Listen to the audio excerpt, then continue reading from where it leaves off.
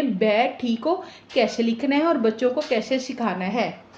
देखें मिसाल के तौर पे ये है बे, ये हमारी दो लाइनें हैं ये वाली, ठीक है, ये टेढ़ी हो गई है सॉरी। ये देखिए हमने बच्चों को कहना है हमने इसके दरमियान से शुरू करना है। बे को ये बे बन गया और ये को थोड़ा सा बड़ा बना के यहाँ पे मद आना है, ठीक है।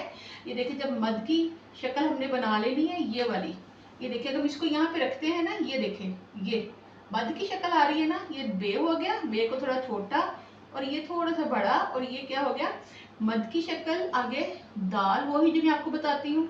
फिर हम इसको ऊपर लेके गए और यहाँ से हमने इसको क्या किया अंदर काट के, ये देखिए ये लाइन के ऊपर हमने दो नुक्ते लेके जाना है, ठीक है। अब इसके दो नुक्ते जो है वो ऐसे ही होंगे, ये देखिए आगे के आ गया, यहाँ तक लेके जाके इसको हमने अंदर कर दिया। अब हम इसके क्या सिखाएंगे बच्चे को कि हमने नुक्ते कहाँ लगाने हैं। ये देखिए ये क्या है हमारे